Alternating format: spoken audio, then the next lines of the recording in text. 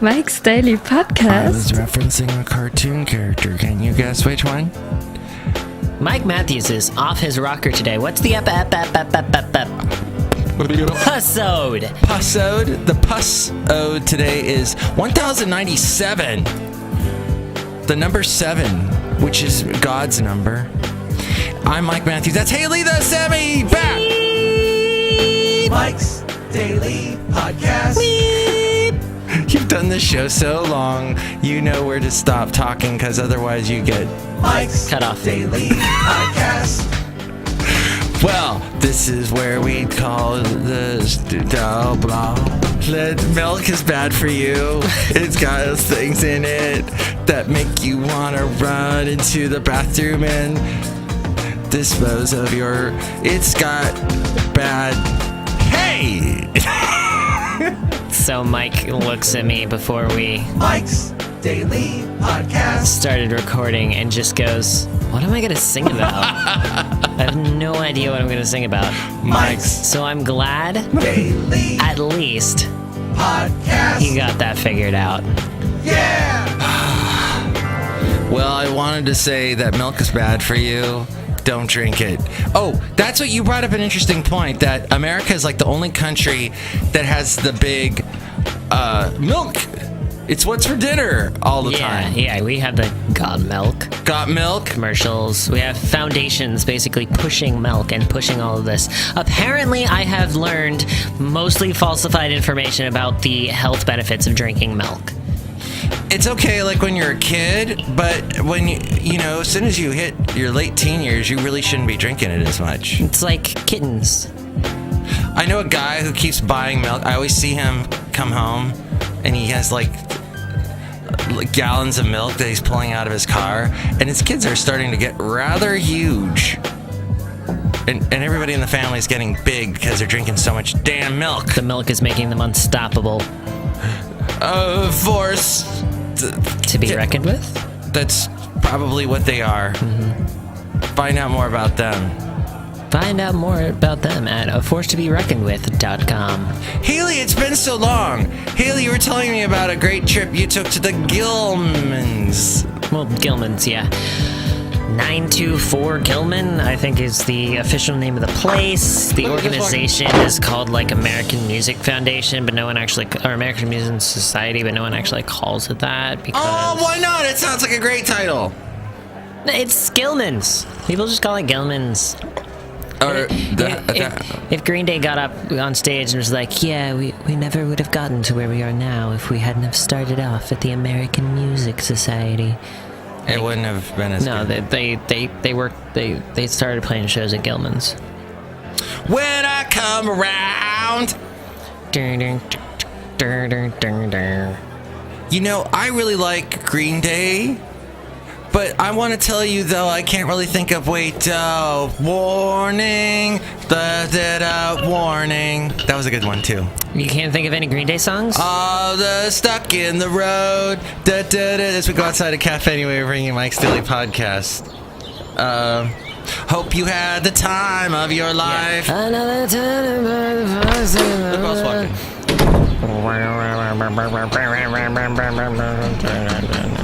Well, actually, since that door opened, we're I out. walk the lonely road.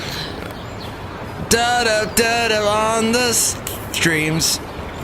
The door opened, but we're outside now, so that person came out and someone came in. Wow.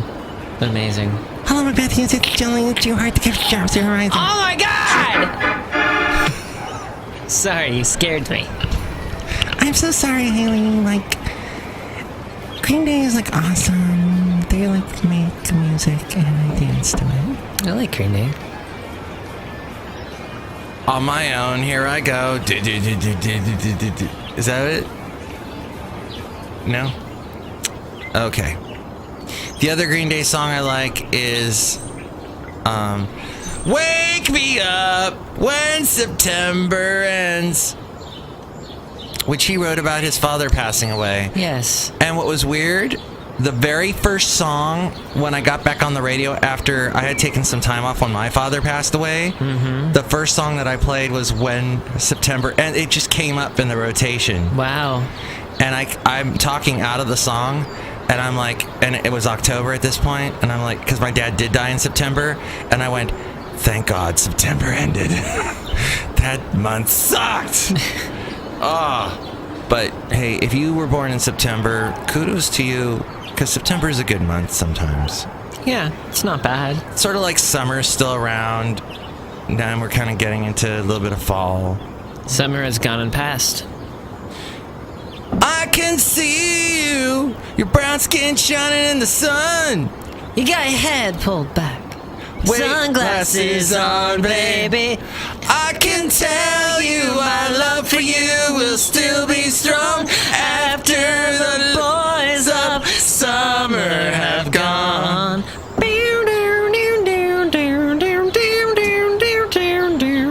I love that song.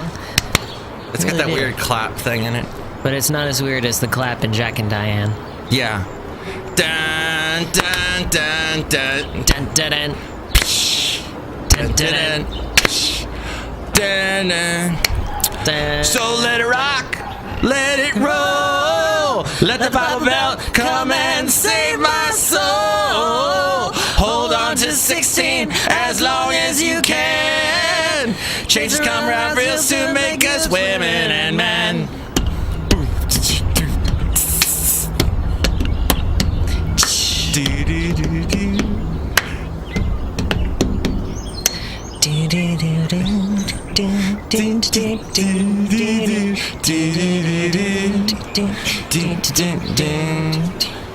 Little ditty about Jack and Diane. Two American kids doing the best they can.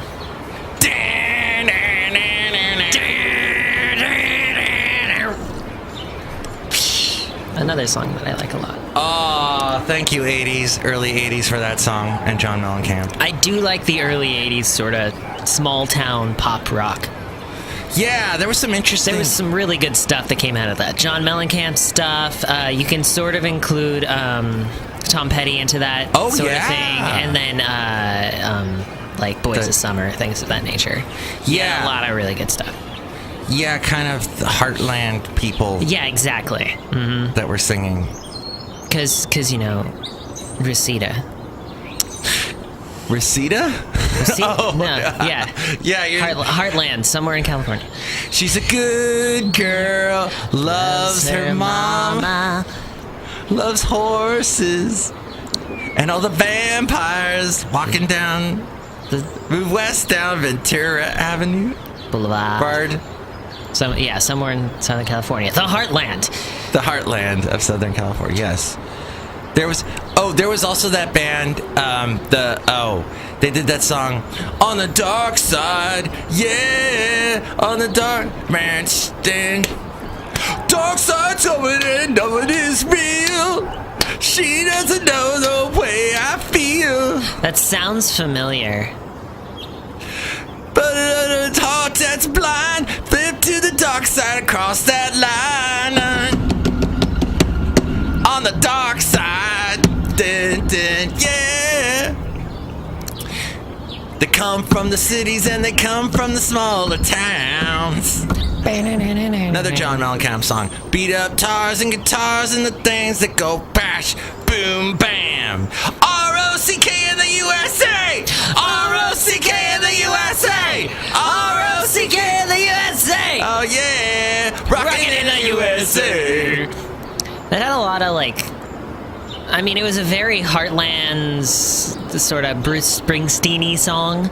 Yeah. But the mood of it was very like a surf rock throwback. In a way, I feel that way too. Especially because it's a whatever progression, that chord progression is like a 3-chord or something. 4. Is it? The dun dun dun dun dun dun dun dun. I'm acting like I know how to play guitar. Hey, and then even Dire Straits kind of went that way with dun dun dun dun dun dun dun. Here comes Johnny singing oldies golden. Be-ba-ba-loo-ba, baby, what I say. Here comes Johnny singing, I got a dog down in the corner, gonna make it pay. She got the action, she got the motion. Yeah, the boy can play. Dedication, devotion, turn it on the night time into the day. Song another That's song about the night. And we do the walk. We do the walk of life. Yeah, we do the walk of life.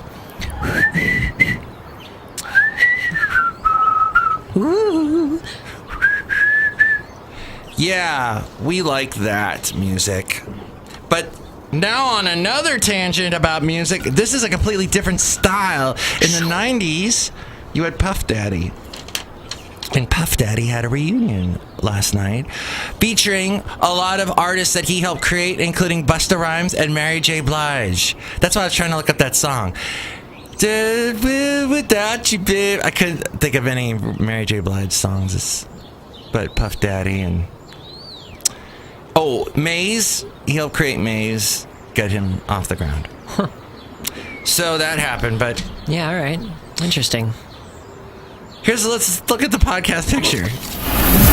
And here's today's podcast picture. It's a good one. I like it. It's pretty. Let me show it to you right here on the podcast where we show you things, because it's a visual show. What? You're not getting the video? No, it's only audio. But see, this is Huntsville. This is actually like when you say, take me to the scenic part of Huntsville. This is it. See that little... It's a fountain. That's a fountain.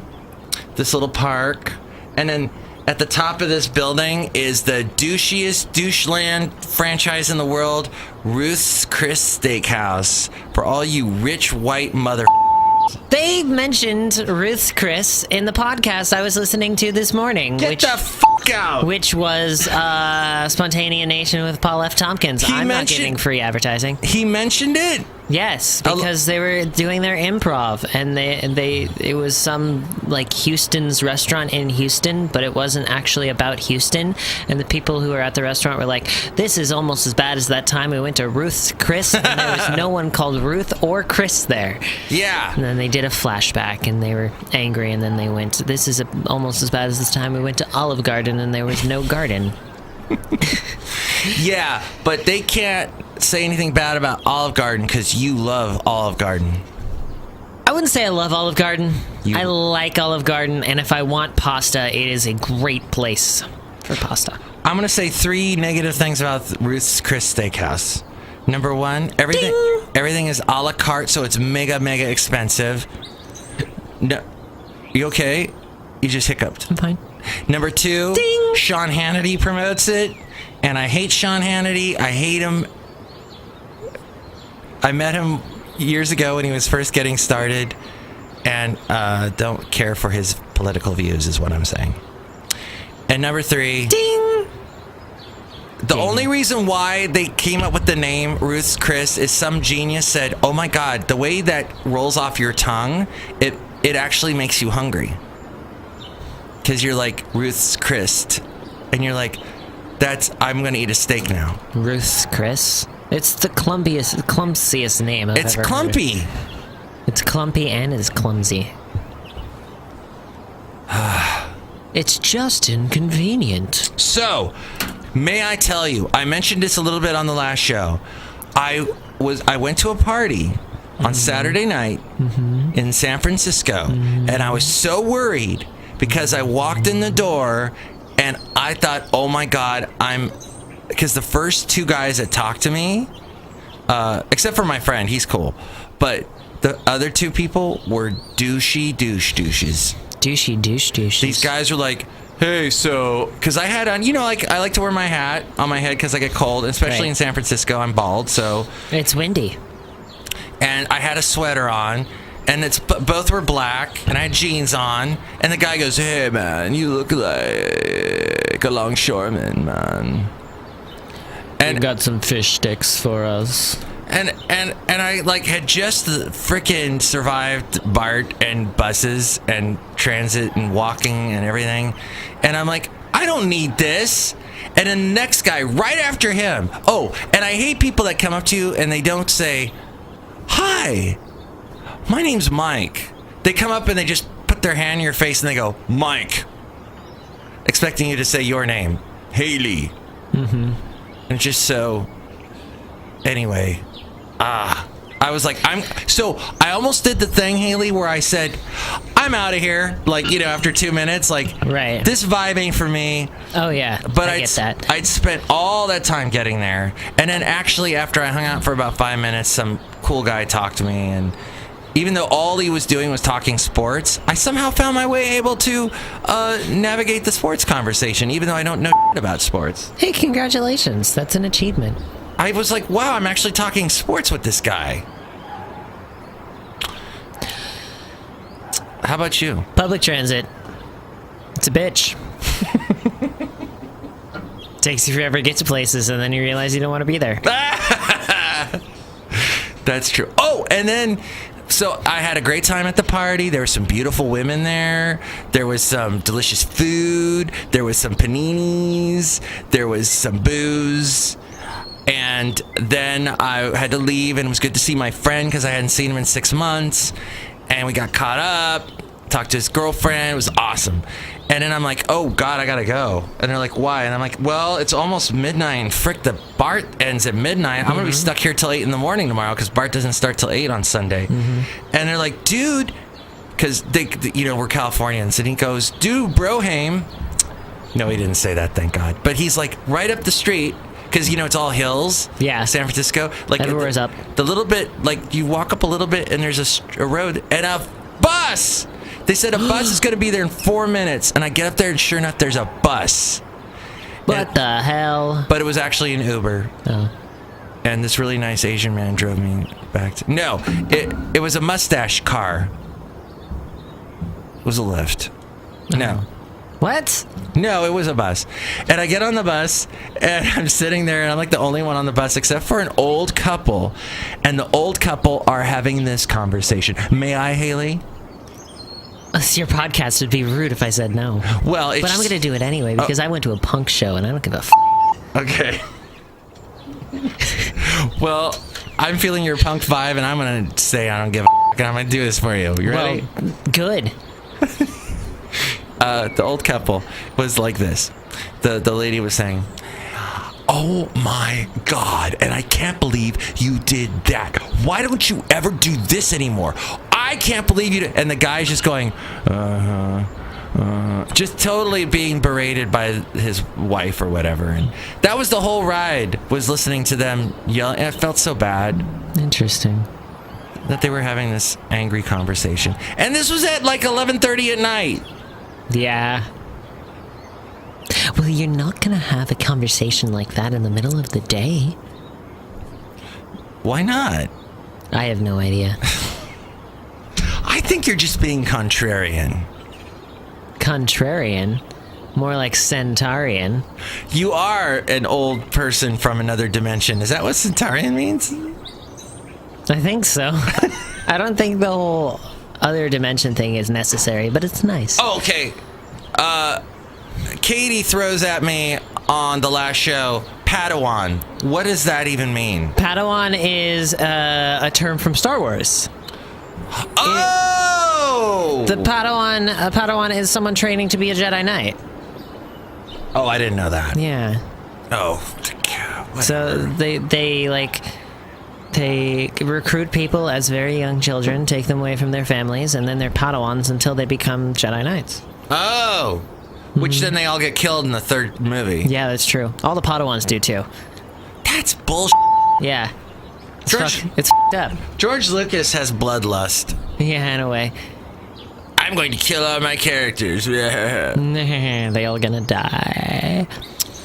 You know, I shouldn't speak badly about Star Wars, especially in this area, in the Bay Area, where you have George Lucas, owns the whole Bay Area. Yeah, but George Lucas doesn't own Star Wars. That's true. F*** you, George Lucas. God damn. Gray-haired bastard. Pardon my French. Oh, oui, that is French. Bastard.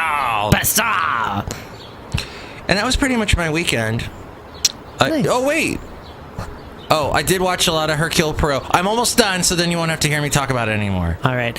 I do want to say that my weekend was, similarly going around to buses, going to things. You did something other than Gelman? The Gelman place? No, I was going to say that our experiences were actually quite different, except that I didn't catch the last BART home, and I ended up crashing at my friend's house in Oakland. Hayley? Yeah. What fun. What an adventure. It was all right. Did you have nice breakfast the next morning? No.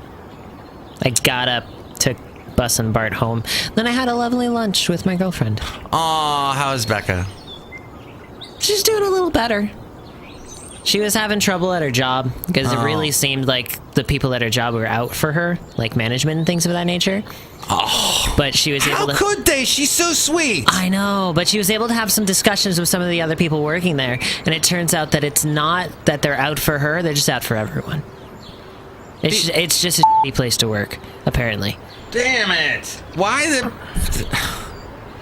You need to have a positive attitude when you're at a pet place where you're helping pets. Right, but apparently the management and everyone is not good as far as making their employees happy or making their employees actually want to work for them.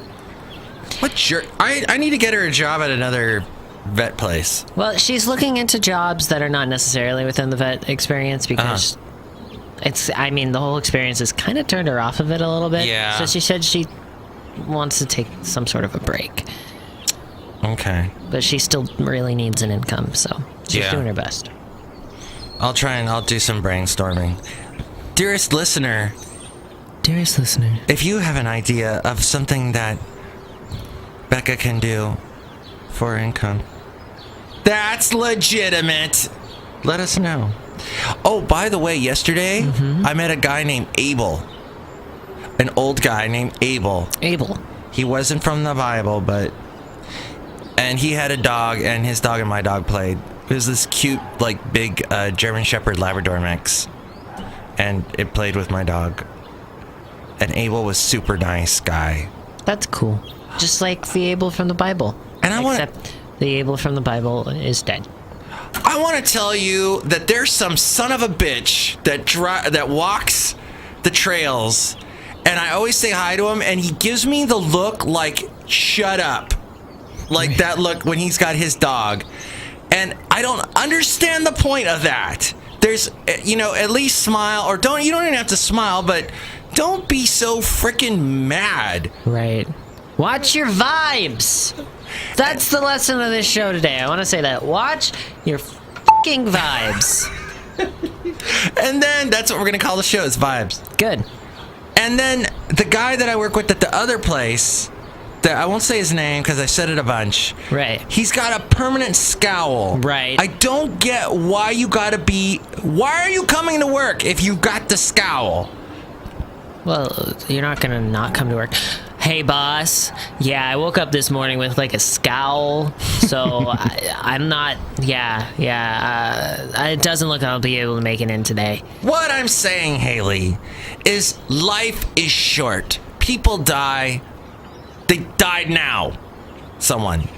And it's 10 people it's like 7 people per 10 seconds or something. Right. 13 people are born, 7 people will die. It's probably increased. I don't want to get all dark, and there's nothing happy to spin it in a happy way, except that we are in a circle of life, and when we die, we bring in new people into the world with our death. We're born to die. That made no sense. All I know is there was some movie I saw where nobody died and the world got overcrowded, and then everybody, the world was hell. Yeah. Well, so look around you, buddy. So when we die, we make room for other people, and we make fertilizer for the worms. For the ground. I would love to be fertilizer for worms. They have urns. Where you can put your ashes in. Mm-hmm. That is a seed. And then you plant it, and the seed takes nutrients from you, from your ashes, and grows into a tree. That's it. My whole point is you should use every second of your life for what you want, right? And you should not be, if you're in a scowl situation all the time, you need to re-examine your life. Nobody is forcing you to do that. If they are, get away from those people. 'Cause vibes, man. Vibes. I don't know. Like, I've always worked within vibes. I try to keep my aura in a way. It's not a conscious thing, but I keep my aura as pure and as refreshing as I can. You know, I have bad days. I have that scowl every now and then. I've never seen it. I'm not a scowl person. It has happened, but I've never seen it. You've hidden it well if you've scowled. I haven't seen it. So I try to keep it pure. And it really does affect people. It does. It's a ripple effect one way or the other. Yes. At Gelman's, because that's all I can talk about for the next week. Because it was ground shaking for you. Because it was ground shaking. The vibe was so good. Yeah. It was refreshing. It was clean. Yeah. It was pure. It was a punk club. It didn't smell very good. But the people there were high energy.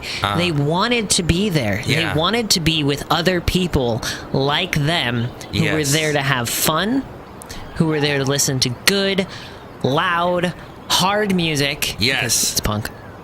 And it was... I've never felt anything like it, you know?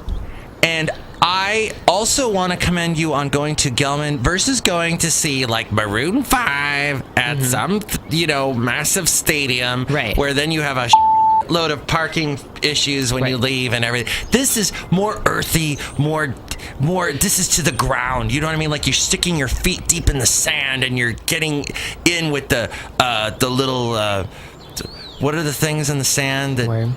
The worms? Well, in the sand, I guess, it's like crabs. Where did I go with this metaphor? I don't know. I went But really weird. I've been to a lot of concerts, but I've been to a fair amount of concerts. I've never been to an extremely small concert in a way. I've gone to a festival thing which had kind of small people playing. Oh. I've gone to see Paramore. I've gone to see Fun at the Fox Theater. Oh. Both of those. I saw Swedish House Mafia on their final tour. Which they're popular a little while back. And that was basically a giant rave, and it was way too packed. Yeah. It was way too packed. It was very loud. I mean, it was fun. But going to those big places, nothing at all like going to Gelman. And during the final act, it got as packed as seeing Swedish House Mafia. Because it's a very small place. But it was so different because of the vibes, the energy, the feel. You know, everyone was there to enjoy the music, to enjoy the company. Yes. There was no pretenses. Yes. Yeah. And it's not like I paid a $50 ticket to get in here. It was $12 and a $2 membership. And you're supporting the band. And I'm supporting the bands, and I'm supporting the venue. The community. The community, yeah. And it's a place, it was an all-ages club, so there's a bunch of kids there.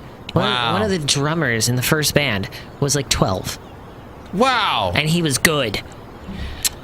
I love that. Yeah, it was great. And, like...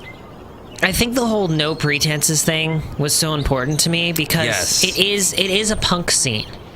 And there's this sort of conception about punk scenes or scenes in general, where you have to dress the part, you have to look the part, you have to act the part, you have to listen to the music, blah blah blah blah blah blah blah. And yes, there was almost everyone was dressed in a punk manner, but it was people that had been there before, and you could tell because they were talking to other people and they had their people that they were with. And it was a community. It was a community event, and the community was based around like this crowd. And even the headliner band was a band called Leftover Crack, and they were some pretty old guys. because I know from the 70s. You said. I think they might have started in the 70s or 80s, but they talked about how they were in the New York punk club. Oh. And one of the first things they said when they got up on stage is they said that the New York scene that they started playing in, they had no unity. Oh. And so they said, like, they had been playing some shows around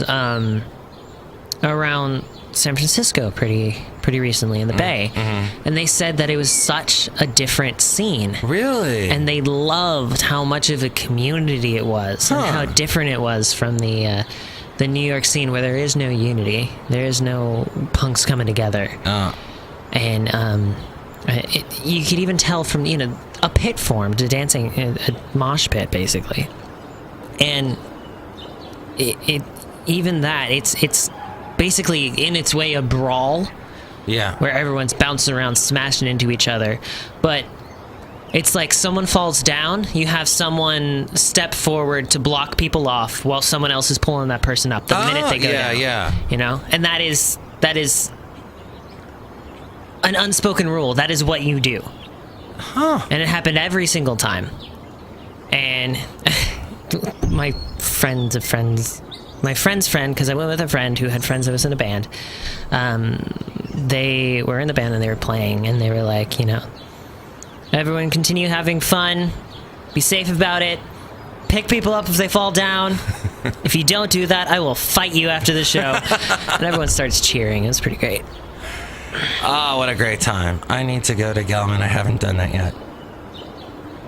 Well, yes. Go see local clubs, local bands. Go out. Go see bands. Go see clubs. Go to open mics. Yes. Do whatever you want. Do what you want. Do what you want. Isn't that right, Floyd, who's been standing here patiently breathing down my neck? That's right, Mike. I hope you enjoyed my breath on the back of your neck, because I'm Floyd the Floorman. And I'm John Deere, the engineer. All right, it was great that they stopped by, isn't it? If you want to hear more of Floyd's breath down Mike's neck, let us know. Email us at mikesdailypodcast.com. Right, there's or mikesdailypodcast@gmail.com would be the email. Or message him on the Tumblr, mikesdailypodcast.tumblr.com. That's right, I'm there too. And he'll never pick it up. Because he goes on Tumblr like twice a month. What? Have you sent me something? No. Oh. I think I sent you something once. I gotta go check that now. And you saw it like a month later. And we'll read your comments on section emails from email and your comment not so comments. And you can also help us out through the Amazon. If you click on the Amazon link and buy something, that helps us out. Amazon. It's free aside from the amount of money that you pay for buying something. And I'm on Instagram. Yeah. At Mike's Daily Podcast. Very simple to find. So, yeah, check all that out. Well, Hayley, thank you so much, and thanks for talking about vibes. Yeah. And this has been a great show, great Monday show. Didn't even realize how late we went. I gotta get out of here. We gotta go. Mike's Daily Podcast is written and produced and performed by Mike Matthews. His podcast is super easy to find. Download or listen to his show and read his blog at mikesdailypodcast.com. Email Mike now at mikesdailypodcast@gmail.com. See you tomorrow. Bye!